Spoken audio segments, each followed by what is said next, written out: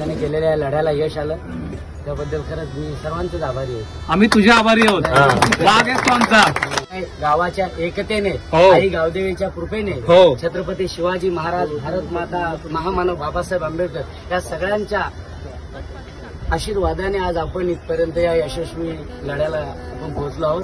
साहेबांच्या पाठीची असो आणि आमदार साहेबांच्या पाठीचे आहोत तसे नेहमीच आपण एकत्र राहून आपल्या गावाचा विकास करू आणि आपल्या सह्याद्रीच्या कुशीमध्ये जे वसलेलं आपलं काकोळे गाव, सुंदर असं काकोळे गाव जे आहे त्याचं आपण नंदनवन करू.